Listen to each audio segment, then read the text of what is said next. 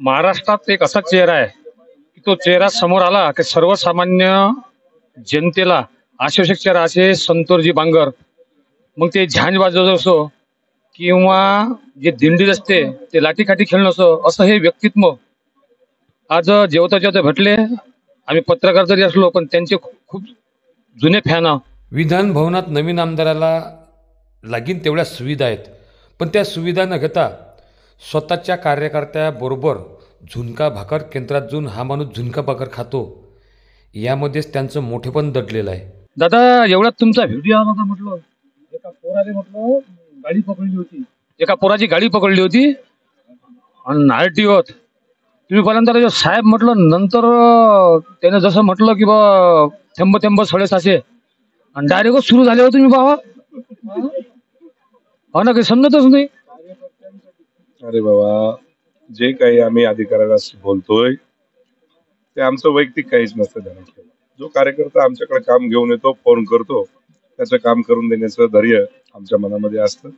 मग एखादा चुकीचा कुठे शब्द निघत असेल तर त्याला मला वाटते की अधिकाऱ्याने सुद्धा चुकीचा शब्द मानू नये. कार्यकर्त्यासाठी बोलतोय, कार्यकर्त्यासाठी काम करतोय, त्यामुळे अधिकाऱ्याला सुद्धा आता माहीत झालेलं आहे की संतोष बांगर जो करतोय तो कार्यकर्त्यासाठी. हो ना, मला एक सांगा, मग बाकीचे आमदार नसेल जे लहान लहान पोराचे तुम्हाला फोन असल्यावर त्या उचलता बिलकुल शूटमध्ये त्याची मामा या कार्यकर्त्याला पाय गोळ्या, हे बाकीचे आमदार जमत नाही हो. बाकीच्या आमदाराचं काम करण्याची पद्धत वेगळी असते आणि माझी काम करण्याची पद्धत वेगळी आहे. इतर जो मी काल परत दिवसपासून आहे, पण एवढा जलवा कोणाच्याच मागण्या ते छाप्या आणि ते सोनं, एवढा जलवा कोणाचाच नाही. म्हणून तुम्ही आल्याबरोबर बरं मी आठवत सर संतोष बांगर भाऊ आले म्हटलं राजा आमदार, हे कसं काय शक्य.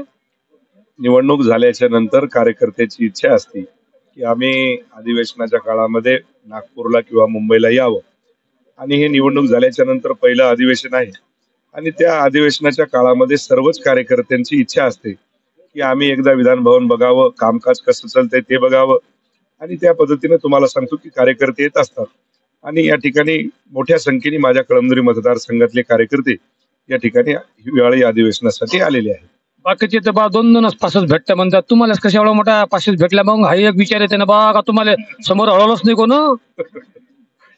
पासेसचा विषय तर तुम्हाला सांगतो की सन्माननीय अध्यक्ष महोदय यांना मी रिक्वेस्ट केली आणि त्यांना सांगितलं की बाबा माझ्याकडे आज 50-50 कार्यकर्ते येणार आहेत, माझी आपल्याला हात जोडून विनंती आहे की माझ्या कार्यकर्त्याला विधान भवन कसं असतंय, काय असतंय हे बघण्याची इच्छा आहे, म्हणून आपण मला कृपया करून पासेस द्यावे. बाकीच्या आमदाराला नाही ना बाबा. बाकीच्या आमदारांचं मला माहित नाही, पण माझ्या कार्यकर्त्याला मी बाहेर कसं ठेवू, त्या माध्यमातून सर्व कार्यकर्त्यांना विधान भवनामध्ये रिक्वेस्ट करून आणलेलं आहे. लोक तर म्हणत बा या माणसाला म्हणजे समोर आल्याबरोबर पाचशेच मागितल्या नसेल म्हणजे कोण. असं नाही, चुकीचं आहे. जे प्रोटोकॉल असतो त्या प्रोटोकॉल प्रमाणेच तुम्हाला सांगतो की मधामध्ये कार्यकर्ते पासेस शिवाय येत नसतात आणि या सगळ्या कार्यकर्त्याच्या तुम्ही बघितलं सर सर्वांच्या खिशामध्ये पासेस आहेत, त्यामुळे बगर पासेसचा एकही कार्यकर्ता माझ्या मधामध्ये आलेला नाही. धन्यवाद. हे होते बांगर साहेब. ज्या ज्या मतदारसंघात ज्या ज्या आमदारांनी तुम्हाला चिवत्या बनवलं की 2च पासेस भेटतात, हे आता सक्सेस झालं की बांगर साहेबाच्या सोबत इतके जण आले, तुम्ही त्यांच्या त्या आमदारासाठी काम केलं, तुम्हाला जर पासेस भेटला नसतं त्याची सर्वस्व जबाबदारी त्या आमदाराची असं समजायला की हरकत नाही.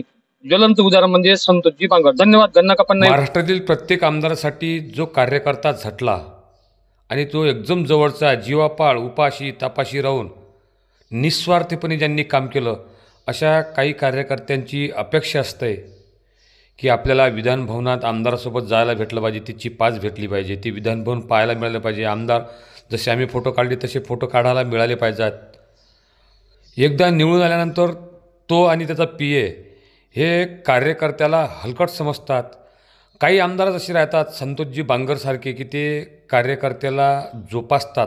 सर्वस्व चुका मी आमदारावर टाकत नाही, पण चहापेक्षा कॅटली गरम असे त्यांचे जे PA असतात ते स्वतःला आमदारापेक्षा मोठं समजतात. त्यामुळे त्या आमदाराचं सुद्धा नुकसान होते आणि कार्यकर्ता दुरावतो.